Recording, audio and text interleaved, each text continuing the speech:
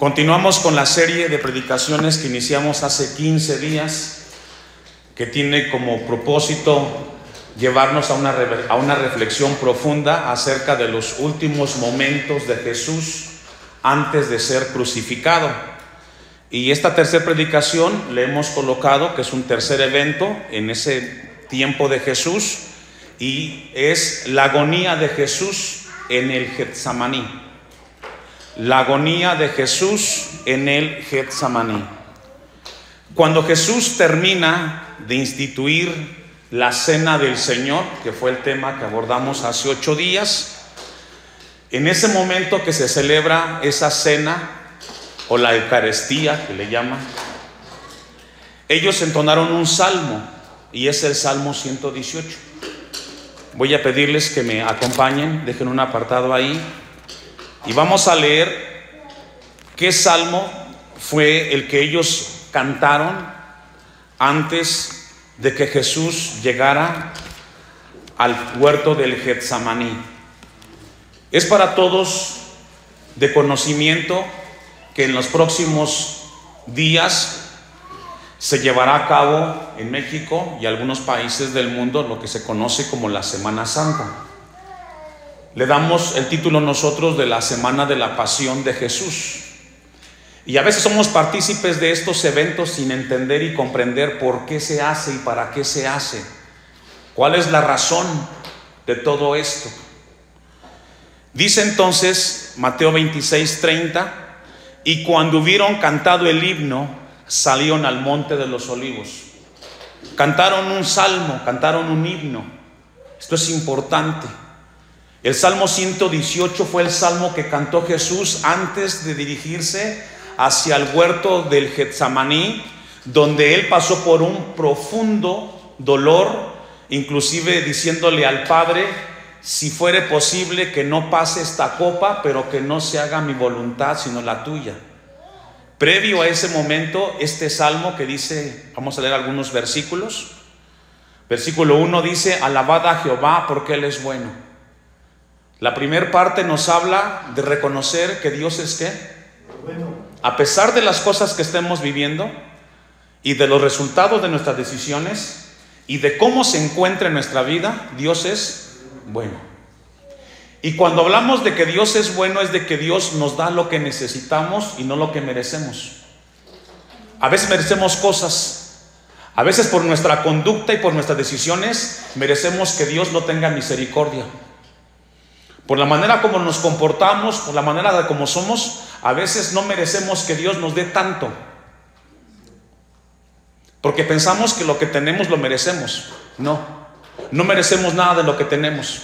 Tienes vida, tienes salud, tienes una familia, y es gracias a Dios, aunque parezca extraño. A veces nos levantamos en la mañana y pensamos en el aquí, en el ahora, en el quehacer, en el ir y venir, y pensamos que eso es la vida. Ciertamente es vivir así, pero todo lo que hacemos desde que nos despertamos es gracias a Dios. Y si Dios nos da la vida, hermanos, entonces tenemos que reconocer que Dios es bueno. Y fue lo primero que Dios nos habla aquí en este Salmo 118. Y luego nos dice que para siempre, porque para siempre es su ¿qué? Misericordia. ¿Qué es la misericordia de Dios? Es el acto de Dios para con aquellos que están desvalidos, desprotegidos, que no tienen nada, y que Dios les extiende su mano de amor y de misericordia. Hemos visto estos ejemplos muy comunes en nuestra vida. Vamos en el auto y de repente nos paramos en el semáforo en rojo y encontramos gente que extiende la mano y que te dicen que den una moneda. ¿Qué espera esa gente? Se llama misericordia. Extienden la mano porque están desprotegidos. No tienen el recurso para quizás llevarse a su boca un taco, pero perdieron la vergüenza, el qué dirá la gente, y son capaces de, por encima de su orgullo, pararse frente de gente que ni siquiera conocen. Los viejitos, ¿los ha visto? ¿Qué les dicen? Denme una moneda. Y usted de repente, algunos cristianos, hacemos el gesto de darles. Exactamente es lo que hace Dios en su misericordia con nosotros. Es posible que esta tarde estemos aquí en esa condición, necesitados de Dios. Porque a la iglesia no viene la gente santa, ¿eh? Aquí estamos los que necesitamos de Dios, los que reconocemos que en nuestro andar en esta tierra necesitamos de la guianza de Dios, necesitamos de su dirección y necesitamos que nos ayude, porque hay cosas en las cuales solamente Dios con nosotros. Y luego dice el texto 2: diga ahora a Israel que para siempre es su misericordia.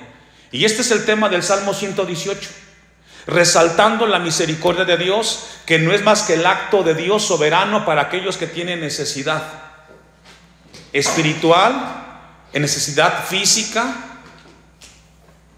El versículo 8 del Salmo 118: mejor es confiar en ¿quién? Fíjese que el Salmo nos habla que nuestra mayor confianza debe de venir de parte de ¿quién? De Dios. Porque los hombres somos falibles, nos podemos equivocar. ¿Cuántas personas, hombres y mujeres en este mundo, no han sido decepcionados por otras personas? Porque esperaban muchas cosas, esperaban, o había mucha expectativa con otra persona, en cualquier área, de trabajo, de pareja, de padres, qué sé yo. Porque siempre nos generamos expectativas y de repente nos damos cuenta que la gente nos decepciona y que no son lo que dijeron ser. Y ahí está Dios para fortalecernos y alentarnos.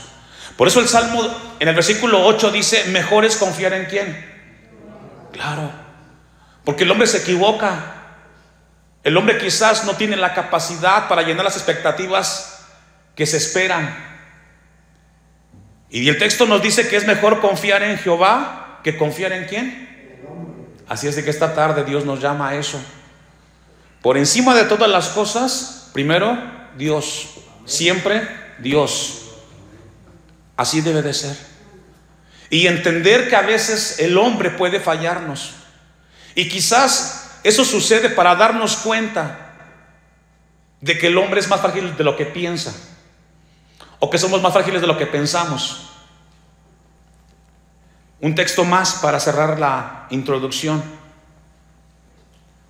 Dice el versículo 16: la diestra de Jehová es sublime, la diestra de Jehová hace valentías. No moriré, sino que viviré y contaré las obras de Jehová. En esta parte del Salmo nos habla de la eternidad de Dios. Usted y yo somos finitos. Un día vamos a morir. En 100 años nadie de los que estamos aquí va a estar en esta tierra. Estamos de paso. Gente por un momento y por un tiempo. Que tenemos que entender que tenemos que aprovechar el tiempo en esta tierra y ser productivos, aprender a convivir con los demás. Solo Dios es eterno. Estando allá afuera, no piensas en tu eternidad, pero veamos nuestro rostro. Ya no somos los mismos de hace 15 años. Yo repito mucho esto. Yo recuerdo cuando llegamos aquí, no había nada de esto. Hace 16, 17 años, muchos de los que están aquí eran niños. ¿Qué les pasó? ¿Qué nos pasó? El tiempo nos llegó. Y los años están hablando de eso. Vamos con eso en mente a Mateo 26, versículo 30. Cantaron el himno. Recordemos que en la cultura judía los himnos o los salmos se cantan siempre con reflexión. Es decir, cantan una estrofa y después meditan en lo que cantaron. Y eso es lo que hace el cristiano. Cantamos con el entendimiento, no cantar por cantar, porque para cantar cualquier mariachi. Los hijos de Dios cantamos y entendemos lo que estamos cantando, lo reflexionamos. 31. Entonces Jesús, es decir, acto seguido, les dijo: todos vosotros, ¿a quién le está hablando aquí? A sus discípulos, en un momento muy cercano con Pedro, con Juan, con Santiago, etcétera. Todos vosotros os escandalizaréis de mí esta noche. Usted y yo no conocemos el futuro. Dios es omnisciente. todo lo sabe, es omnipresente, está en todo lugar. Y Él sabe lo que va a pasar mañana y lo que va a sucedernos. Usted y yo no. Entonces aquí Jesús le dice a sus discípulos: esta noche va a haber un problema muy grande. Y cuando eso suceda, ustedes van a reaccionar de una forma la cual no van a poder controlar los sentimientos. La palabra escandalizar significa fallar en los sentimientos porque te van a traicionar. Si algo nos afecta a nosotros, son nuestras emociones. Ciertamente somos seres emocionales, sentimos y casi siempre reaccionamos con base a lo que sentimos. Pero dice Jeremías 17:9 que el corazón del hombre es engañoso y perverso más que todas las cosas.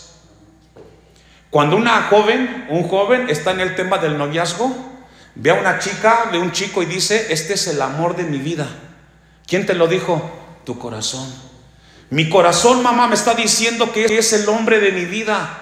¿Pero por qué, hija? Es que fíjate que es así, es guapo, es atento, es inteligente. Pero ¿cuántas mujeres y hombres se han equivocado en el mundo porque su corazón los traicionó? La persona en la cual confiaron formar una familia los decepcionó y no era lo que ellos pensaban. ¿Quién los traicionó? Su corazón, sus sentimientos. Por eso Dios nos dice a nosotros que tenemos que caminar con la razón, darnos cuenta que lo que debe de priorizar en una relación se llaman principios y valores. ¿Qué se llama? ¿Por qué? Hay que conocer qué principios tiene la otra persona, qué piensa al respecto en cuanto al tema de la honestidad, de la lealtad, de la fidelidad, y con base a eso entonces tú vas dando el siguiente paso, no por lo que tú piensas que sientes. Y esto podemos aplicarlo en cualquier terreno: el trabajo, el negocio. Dice entonces el versículo 31: vosotros os escandalizaréis de mí esta noche, porque escrito está. Entonces es una profecía. ¿Quién la escribió? Zacarías 13:7. Es decir, este evento que Jesús iba a realizar en su vida, Dios ya lo había predicho muchísimos años atrás, 600 años atrás. Vayamos a ver el texto y cotejarlo. Zacarías 13:7. Jesús está citando al profeta Zacarías, que muchos años antes había hablado de parte de Dios de que esto iba a suceder. ¿Qué significa esto? Que cuando estamos leyendo o estudiando o predicando el tema de Jesús en el Getsemaní, estamos viendo que Dios siempre tiene control de la vida del hombre. Zacarías 13:7: levántate, oh espada, contra el pastor y contra el hombre compañero mío, dice Jehová de los ejércitos, y heriré al pastor y serán ¿qué? Y está hablando del evento que iba a suceder cuando Jesús fuera entregado por Judas. Y ese evento conmocionó a los discípulos. Zacarías dice: y heriré al pastor y serán dispersas las ovejas, y haré volver mi mano contra los pequeñitos, serán dispersos, dice Mateo. Versículo 32, vamos a regresar rápidamente a Mateo 26:32. Jesús les dice que estarían escandalizados por lo que iba a suceder, y no era el acto más que ser entregado en manos de los judíos y romanos. Y dice Mateo 26:32: pero después, es decir, primero van a ser escandalizados, sus sentimientos los van a traicionar, pero después de eso Jesús les dice: pero después que haya resucitado, iré delante de vosotros a Galilea. Qué hermoso versículo. Después de una prueba difícil, Jesús les habla de la esperanza de que Él iba a resucitar. Y aquí tocamos el tema de la eternidad. Los seres humanos somos seres eternos, tenemos un alma, tenemos un espíritu y un cuerpo. El cuerpo se va con el tiempo deteriorando. Al morir la gente, su espíritu regresa a Dios, pero su alma vive por la eternidad. ¿Se ha preguntado por qué siempre las culturas antes de nosotros y los imperios y el hombre en general siempre busca una conexión con el más allá? Busca la espiritualidad en diferentes formas, busca conexión con el sol, los signos zodiacales, porque el hombre en el fondo sabe que hay algo más de esta vida. Y efectivamente hay algo más de esta vida. Cuando vamos a morir, no es de que el cuerpo se desintegra y se va en energía, no, eso es una teoría, no está comprobada. Dice la Biblia que el hombre va a morir y después de morir tendrá que entregarle cuentas a Dios de su vida en esta tierra. ¿Sabía usted eso? Está establecido que el hombre muera una sola vez y después de esto el juicio. ¿Juicio de qué? El juicio de entregar y rendir cuentas de lo que en esta tierra hiciste. Y esto debe de producir en nosotros una reflexión profunda. Y lo primero que Dios te va a preguntar el día que estés delante de Él, sin importar la idiosincrasia que tú tengas, es qué hiciste con tu vida, con los hijos que te di. Eso es lo que Dios te va a preguntar. No a qué te dedicaste, qué casas tenías. No, eso no te va a preguntar Dios. Te va a preguntar qué hiciste con la vida que aquí en la tierra tuviste. ¿Qué hiciste con el tiempo? Con los hijos. Los hijos son una bendición, pero también una responsabilidad. Y no únicamente es el traer a la casa el recurso y darles de comer y el vestir. No, es en el tema espiritual. El día que tú mueras, ¿tus hijos dónde van a estar? ¿Allá afuera? ¿Detrás de la gente o buscando a Dios? Esto nos lleva entonces ahora y aquí a preparar a nuestros hijos para que cuando no estemos en esta tierra y con ellos, ellos busquen a Dios. ¿Quién lo va a hacer? ¿El pastor? Tiene que hacerlo usted. Tiene que dedicarle tiempo a sus hijos, no únicamente con el recurso. Tienes que enseñarle a tu hijo que en esta tierra hay que ser personas agradecidas y primero con el Creador. Mucha gente dice, pero yo lo hago. La casa de Dios es un lugar donde reconocemos que le damos gracias a Dios. Por eso el texto dice, iré delante de vosotros. Jesús resucitó. Versículo 33 de Mateo 26. Respondiendo Pedro, y aquí encontramos a un Pedro siempre impetuoso. Encontramos a un hombre que siempre reacciona como muchos hombres que son muy impulsivos, porque hay hombres y mujeres impulsivas. Y bajo ese impulso cometemos errores. Y viene un consejo del pastor: nunca decida con la cabeza caliente o con la emoción. Siempre decida cuando esté tranquilo, tranquila, para que no se equivoque. Pedro, respondiendo, le dijo: aunque todos se escandalicen de ti, es decir, aunque todos sean afectados en sus emociones, yo nunca me escandalizaré. Fíjese a Pedro. No, Señor, yo no. Si seguimos leyendo la historia, pregunta: ¿cuántas veces negó Pedro a Jesús? Claro. No que muy hombre, no que muy valiente. No, pero aquí encontramos la debilidad del hombre. Siempre debemos de cuidar, hermanos, y no reaccionar bajo el impulso. Tenemos que escuchar con sangre fría y saber que podemos equivocarnos en acción-reacción. El consejo siempre es: decide cuando estés tranquilo, cuando estés emocionalmente tranquilo, para que no te equivoques tanto en tus decisiones. Yo nunca me voy a escandalizar, Jesús. 34.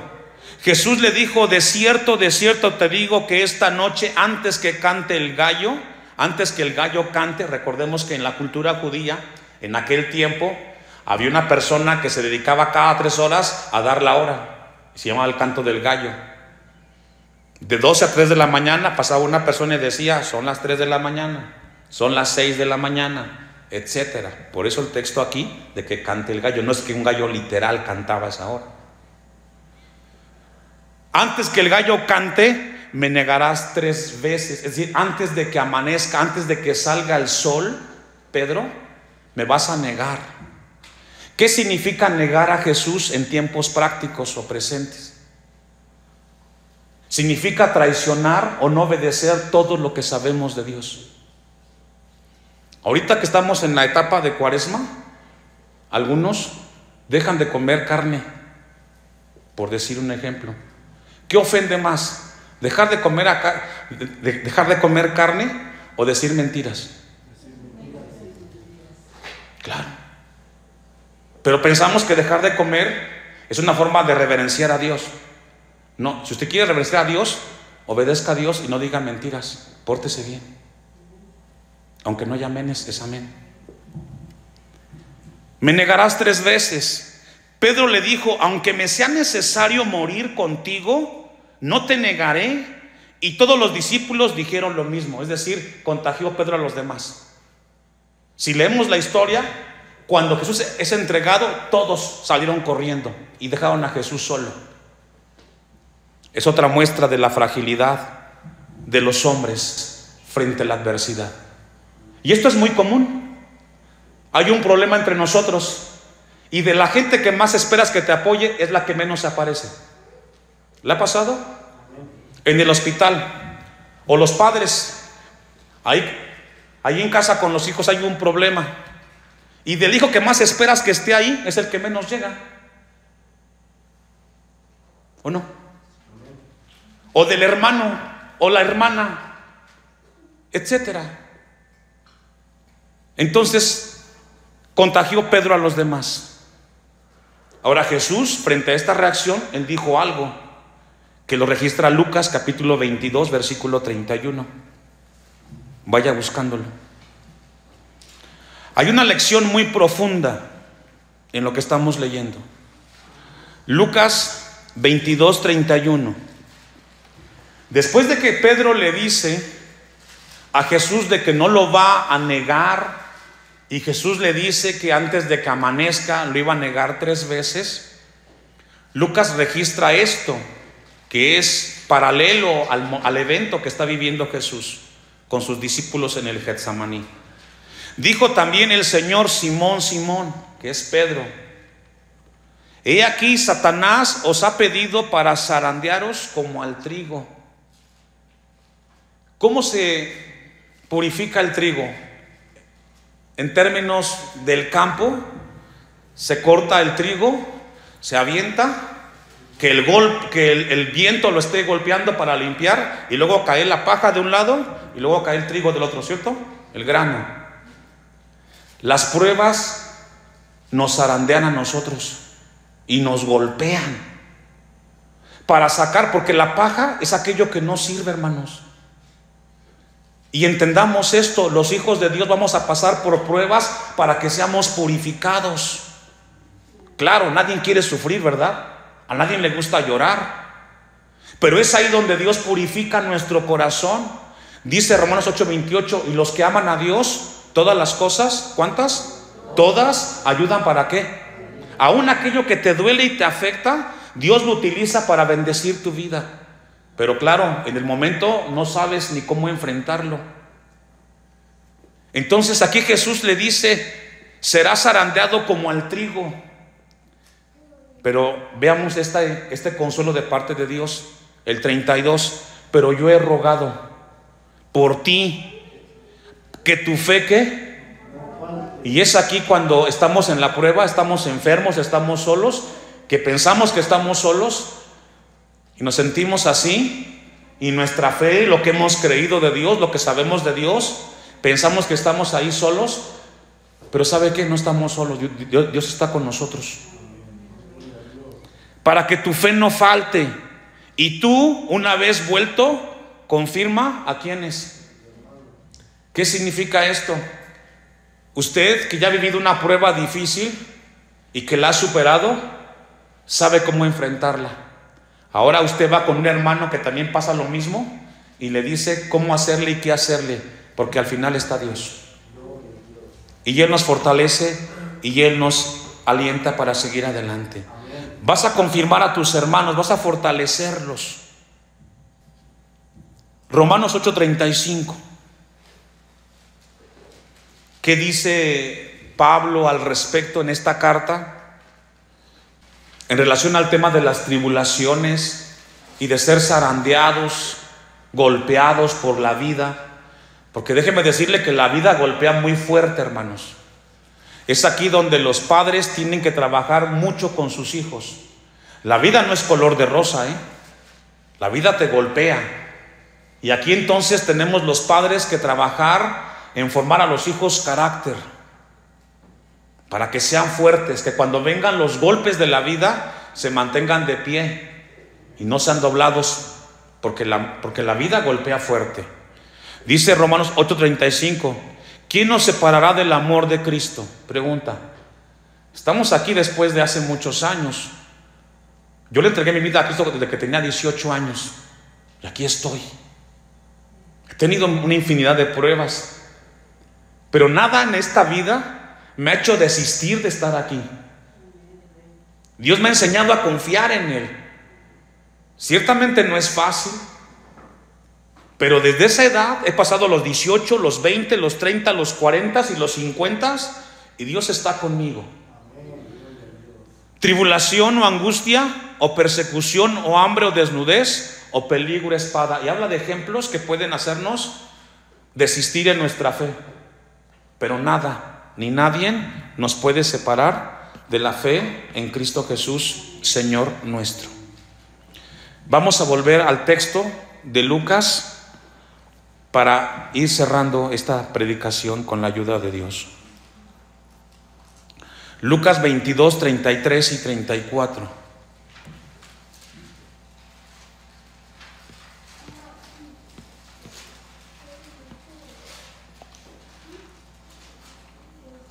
Y revisar un poco más ahí lo que está viviendo Jesús. Y aún no hemos llegado a los actos del Getsemaní. Todo esto es previo a que entre al huerto del Getsemaní. Él le dijo: Señor, dispuesto estoy a ir contigo, no solo a la casa, sino también a la muerte. Y él le dijo: Pedro, te digo que el gallo no cantará hoy antes que tú niegues 3 veces que me conoces. Esto nos suele pasar más que nada en el trabajo, en el día a día. Estamos en un trabajo y nos preguntan: ¿eres cristiano? Y algunos dicen: ¿qué le digo? Si le digo que sí, entonces tengo que ser más cuidadoso con lo que hago. No puedo hablar groserías, etcétera, etcétera. No puedo mentir. Entonces mejor mucha gente dice: pues no le contesto si soy o no soy cristiano. No. Cristiano no solamente es la gente que viene aquí. Somos hijos de Dios. ¿Cada cuándo? Siempre. No es un título, Somos cristianos aquí, mañana, el martes, el miércoles, siempre somos cristianos. Es aquí donde hay un problema con el cristianismo de hoy, que damos mal testimonio. No. Jesús le dice a Pedro: antes que tú niegues 3 veces que me conoces. No neguemos a Jesús con nuestra vida, hermano. No tengas miedo. Donde estés y con quien estés, nunca niegues a Jesús. A veces te van a poner la botella enfrente, ¿no? Órale, tómate una, que no es ninguna. Pero usted decide qué hacer con la tentación. ¿Qué dijo Jesús al respecto? Segunda de Timoteo 2:13. Y ahí concluimos. Segunda de Timoteo 2:13. Cuando Jesús le dice a Pedro de que le iba a negar 3 veces que lo conocía, Dios dice esto en segunda de Timoteo 2:13: si fuéramos infieles, ¿me ayuda a leer? Es decir, aunque somos ingratos y a veces negamos a Jesús con nuestras acciones y decisiones, a pesar de que somos tan así, hermano, Dios es tan bueno que no nos paga con la misma moneda. Él sigue siendo fiel. Y la muestra es que esta mañana, esta tarde, en este lugar, Dios extiende su palabra para nosotros, mostrando su fidelidad y su amor. Si fuéramos infieles, Él permanece fiel. Él no puede negarse a sí mismo. Dios es tan grande. Y entendamos esto. El amor de Dios es tan grande que cada mañana nos da su misericordia, que no es más que la oportunidad de arreglar nuestra vida delante de Él. Eso es la misericordia de Dios. Esta tarde hemos aprendido muchas cosas de Dios a través de estos versículos. La pregunta es: ¿qué vamos a hacer con lo que escuchamos de Dios? Yo siempre suelo decir esta frase que es muy importante para usted y para mí: a mayor conocimiento, es decir, lo que sabes ahora de Dios te hace más responsable de tus decisiones y acciones. Ya no conmigo, porque yo no voy a ver, pero Dios sí te va a ver. Y tú vas a estar entonces ahora supervisado por Dios. Ya no eres ingenuo, ingenua con lo que vas a hacer. A mayor conocimiento, mayor responsabilidad de nuestros actos, hermanos. Dios seguirá siendo fiel, aunque nosotros no seamos fieles. El punto es de que un día se va a acabar la oportunidad. ¿Cuándo? Cuando nos toque partir de esta tierra, que ya no habrá nada que hacer.